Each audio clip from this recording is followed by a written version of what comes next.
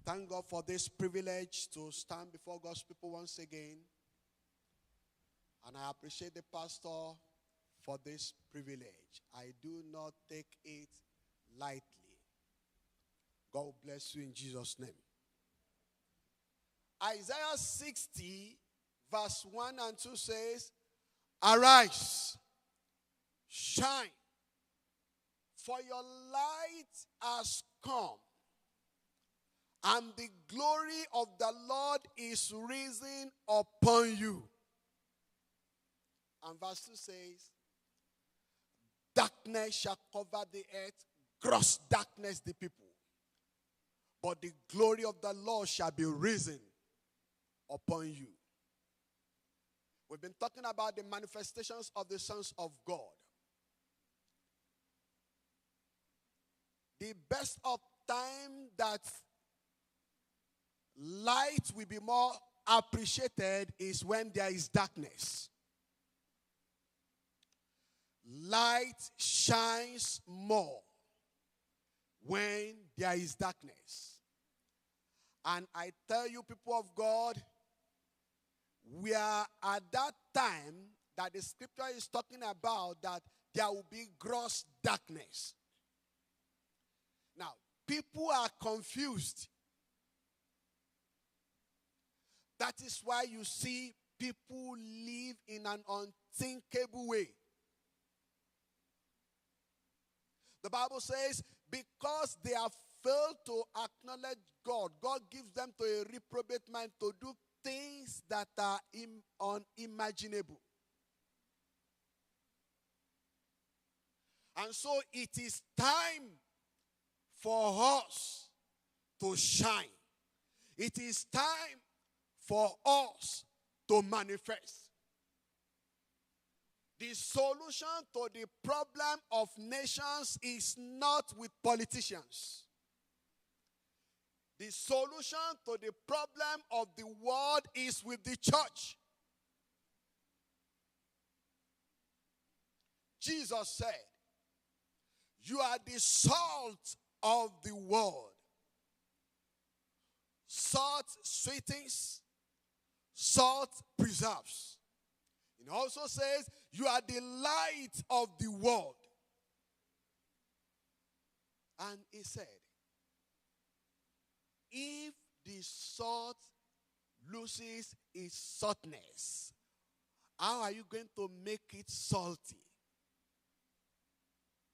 He also said, if the light in you becomes darkness, how great is that darkness? Now, if we that should be the solution provider are part of the problem, that's a terrible state to be. When somebody who should be providing solution to problems is now part of the problem. It's now the one causing trouble.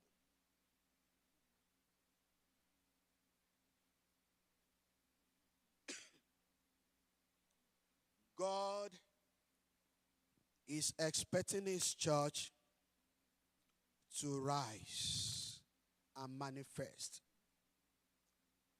to this world. The world is confused, but we have the solution. Once upon a time, it was easy to identify a Christian.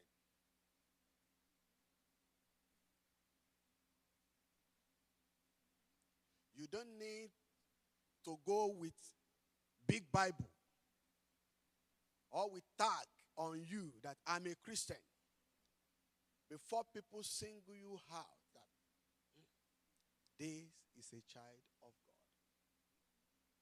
The Bible says the early disciples of Jesus, they were first called Christians at Antioch. Christian means Christ-like. Christ-like. Now, we are not just supposed to be Christ-like only in lifestyle, but in demonstration of his power. Jesus said, those who believe in me, the works that I do, they will do, and greater works. And if you read through your Bible, you will see that many of the works Jesus did, the primary ones are really casting out devils, healing the sick. But let there be a deliverance case now, and you call somebody who's been a Christian for 5 years to come and undo it, they run away from the devil.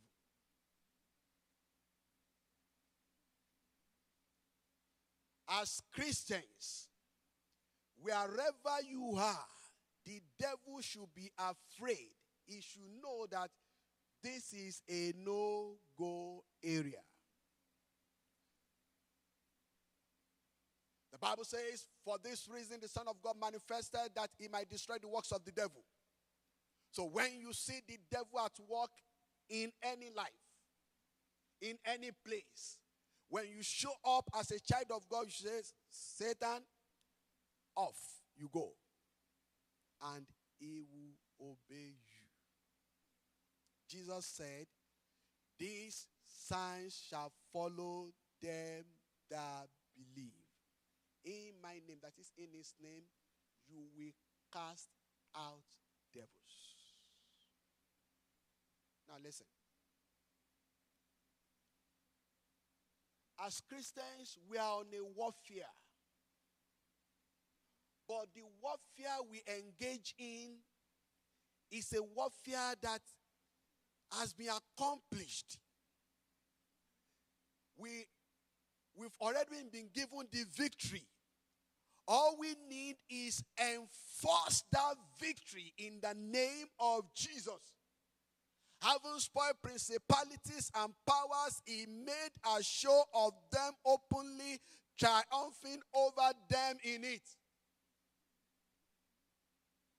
But many of us, we have failed to recognize what we carry and who that is in us.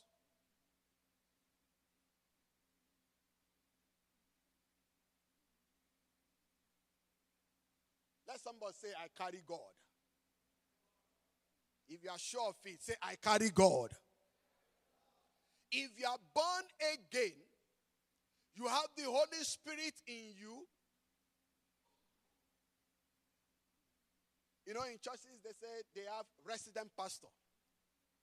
The Holy Spirit is the resident God in the inside of you. Resident there. When you sleep, he's with you. When you wake up, he's with you. When you are in the bathroom, he's with you.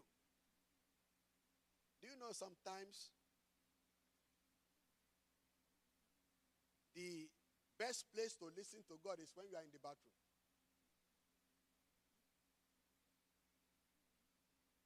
Because at that time, you are the only one there. You are not distracted by anything. And if you just connect your spirit, you hear God. What I'm saying is, God is in you. He goes every place, everywhere with you.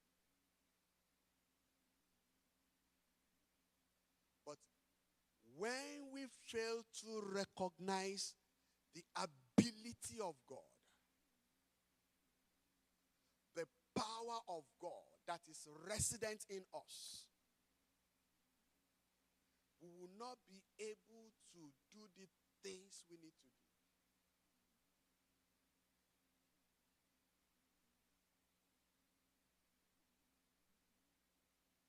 This world is expecting, like that scripture says in Romans chapter 8, the manifestations of the sons of God. I told us on Friday, there are people under oppression, subjected to it against their own will. Many unbelievers are going through issues, even though Christians too have challenges. The Bible says in Matthew chapter 7, comparing two men, one building his house on the rock and the other building his house on sand. Now, the two of them suffered the same thing. Rain came, flood came, wind came. If you read it, they suffered the same thing. But one was still able to stand while the other collapsed because of the foundation. Now, you may be going through what an unbeliever is going through, but you are not expected to suffer the kind of defeat an unbeliever suffer.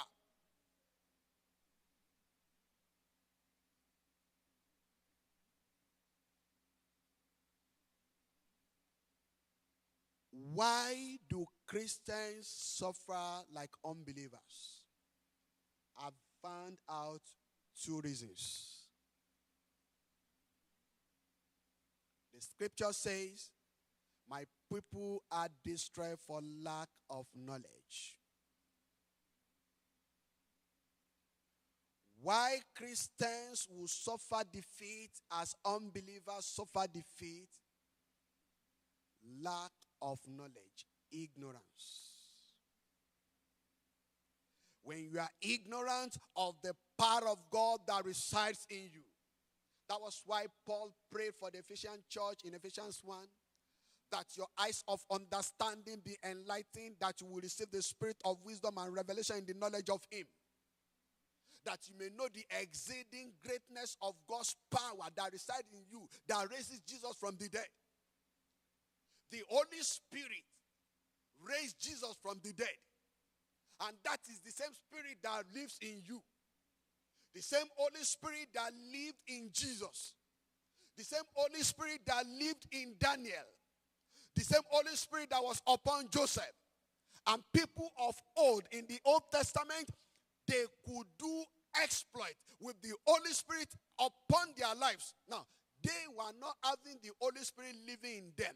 He only comes upon them. Yet, they did exploit.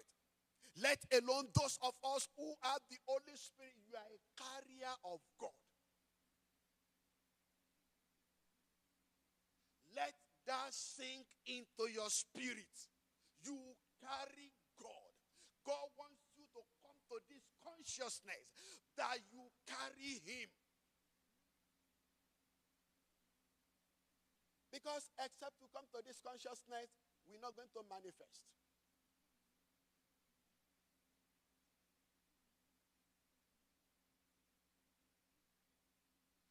People are having troubles. God has given the church to provide solution for them. I was studying the book of Daniel last year and I discovered something. Now, I've always thought there are two ways people get to know that you are a child of God. Number one, by the fruit of the Spirit that your life produces. The only way people know you are a child of God is when you live differently from them. And that is by the fruit of the Spirit that is produced in you. It is the fruit of the Spirit. So it is the Holy Spirit that, bears it in you and through you. But it doesn't happen automatically. And another one is by the demonstration of the anointing, the power of God. Maybe you are somewhere and maybe somebody just fall dead and you go by the power of the Holy Spirit and rise up. Things happen. You can do it.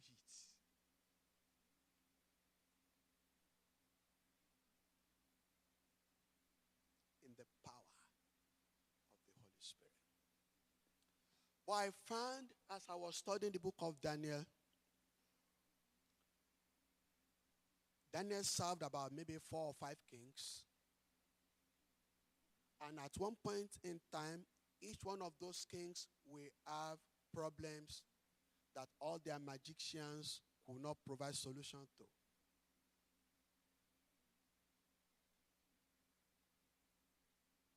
But they recognized that there was this man called Daniel. In Daniel chapter 4, one of the verses down there, one of the kings was saying, I have this trouble. My magicians cannot provide solution, but you are able. Now let me read it to us. Daniel. Open your Bible to the book of Daniel. Thank you, Holy Spirit.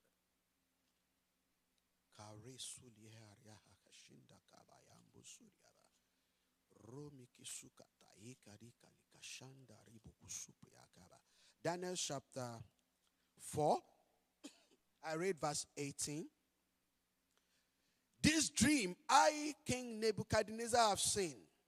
Now you, Belshazzar, that was the Chaldean's name for Daniel, tell his interpretation to me, because all the wise men of my kingdom are not able to make known to me the interpretation. Now listen to this. But you are able. Why? For the Spirit of the Holy God is in you. What differentiated him among the pack of people was the Holy Spirit. And the same Holy Spirit you and I carry.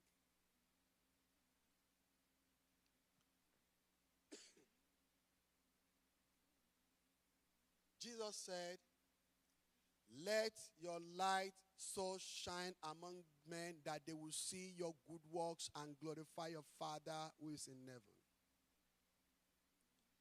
The third way we manifest that we carry God is when we produce uncommon results in our workplaces. When my result and the result of an unbeliever is the same, I'm a disgrace to the kingdom.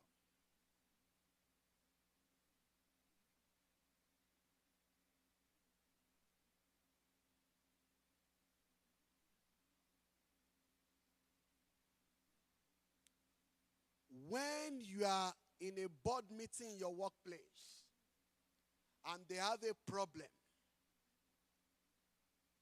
that they couldn't bring solution to, you as a child of God with the Holy Spirit in you should be able to provide solution to it.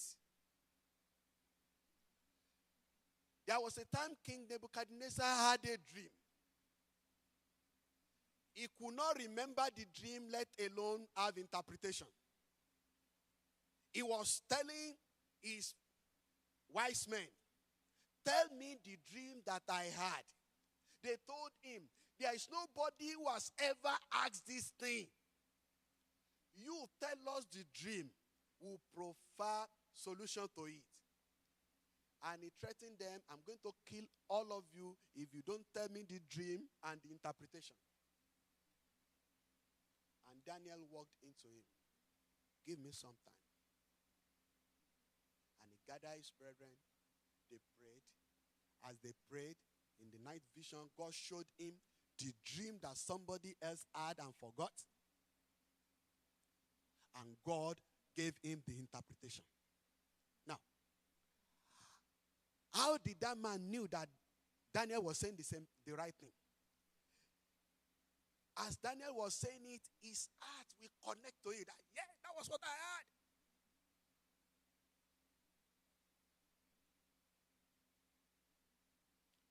One of the areas we are to manifest in this end time is to be the solution provider wherever we find ourselves, to produce uncommon results.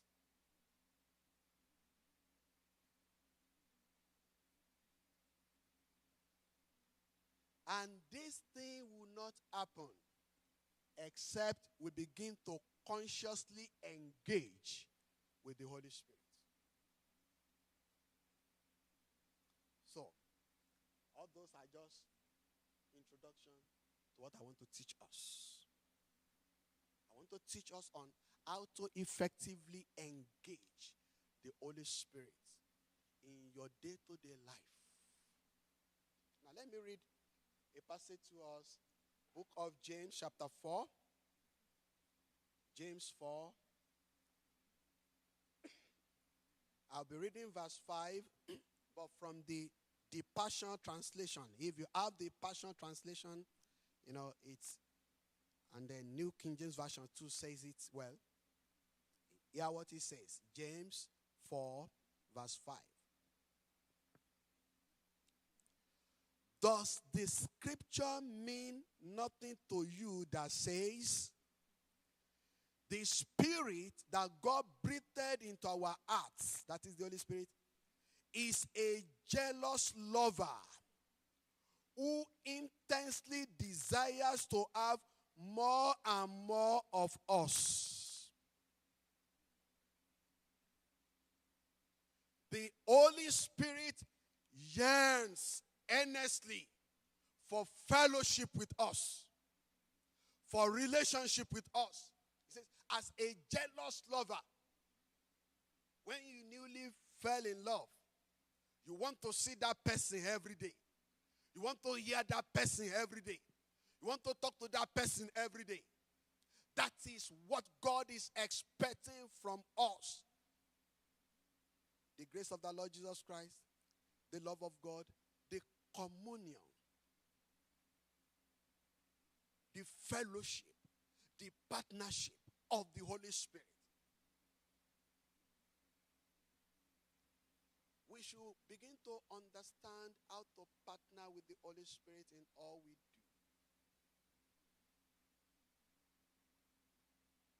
Jesus said, the Holy Spirit will teach you all things. Do you know all things includes whatever subject in your career, in your academics? I was telling the pastor I think this morning.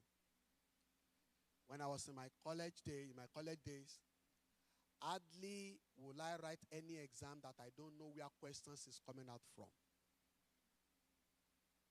Because Jesus said, the Holy Spirit will reveal to you things to come.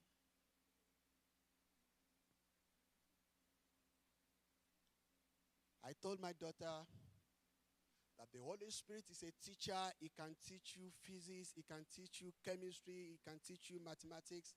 So there was a time she was having trouble with one physics, question. And after she struggled with it, she just prayed and said, God, my daddy said the Holy Spirit can teach me physics. And after she prayed, she said, an idea just occurred to her.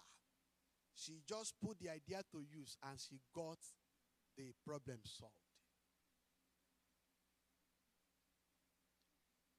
Students in the house, learn to engage the Holy Spirit. He's a great teacher. He knows all subjects. All subjects. All subjects. There's nothing he does. He is omniscient. He knows all things. All things. Consciously engage him. Now, listen. The Holy Spirit will never intrude in any man's affairs if you don't invite him. So, the Holy Spirit can be resident in you and be dormant.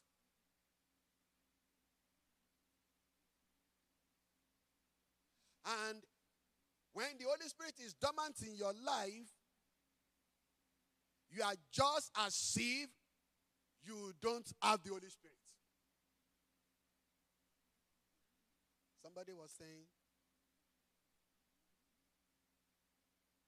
people who can read and are not reading, they are like somebody who didn't know how to read.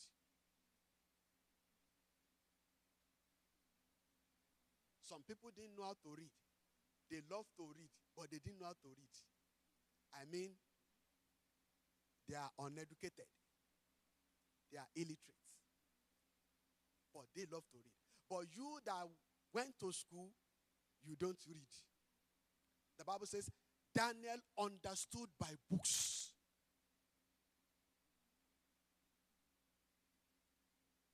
Now, if I should begin to sample opinions now, when last did you read your Bible? You concentrate, you read your Bible, you take time to read your Bible. There will be people that maybe when they came to church last Sunday,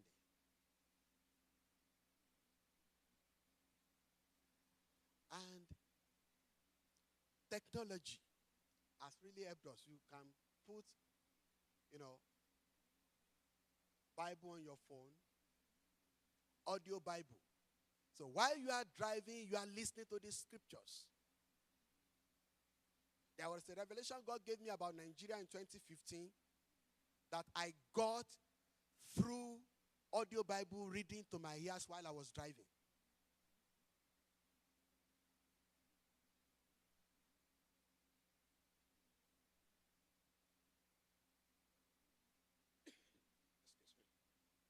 Now,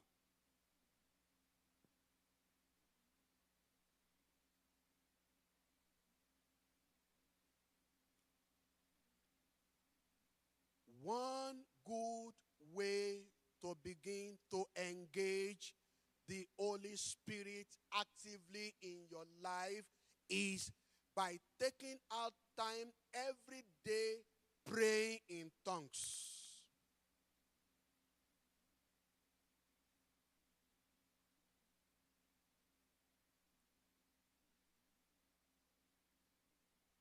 Pray in tongues.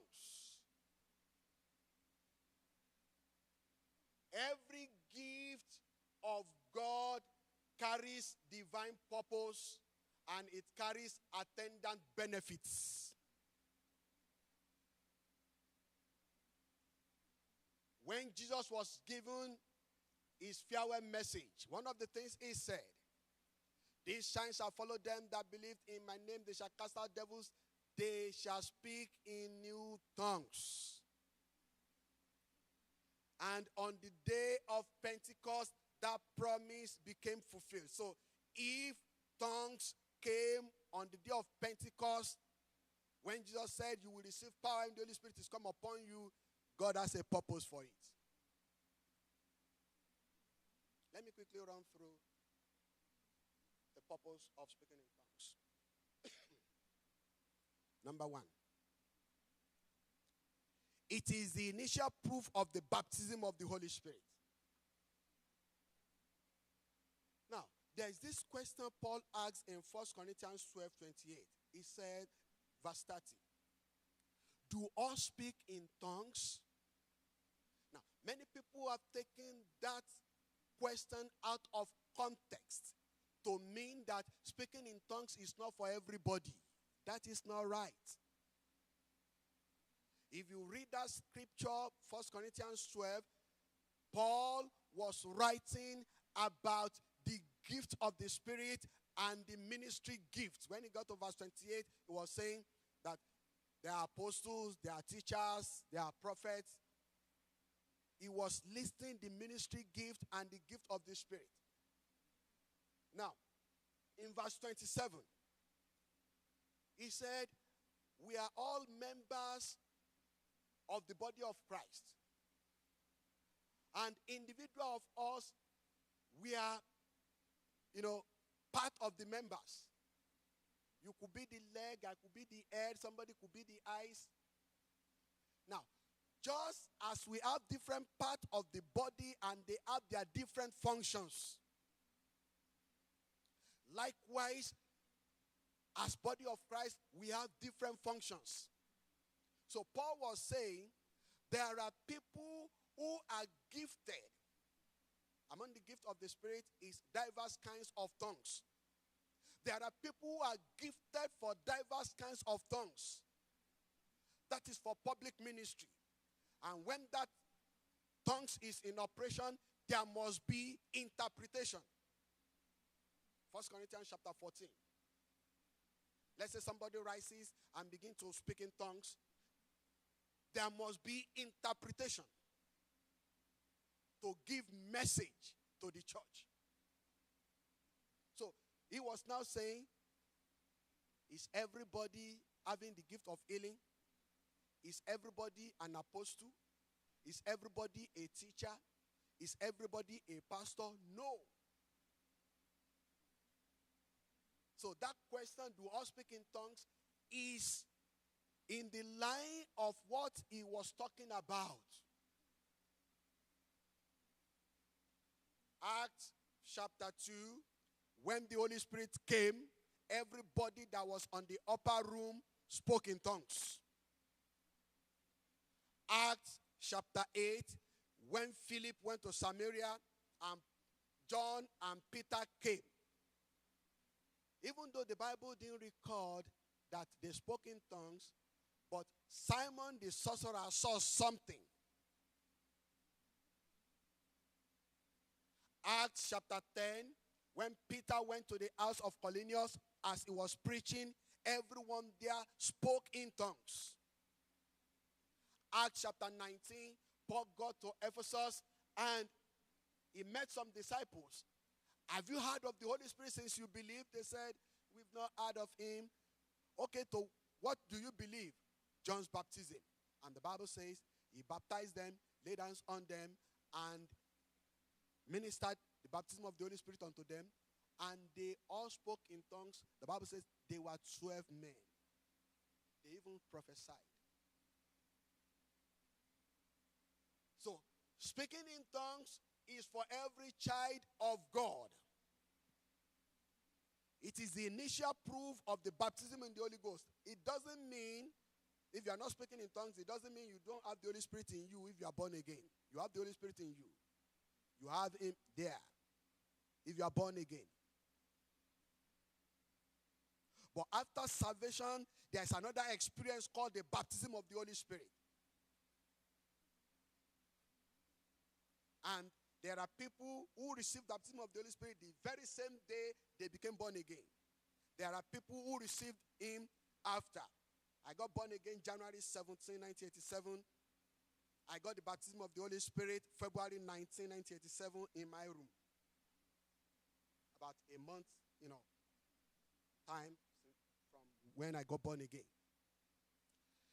Another purpose of tongues is it is a devotional tool for believers.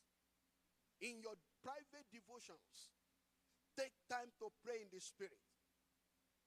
Okay. God bless you.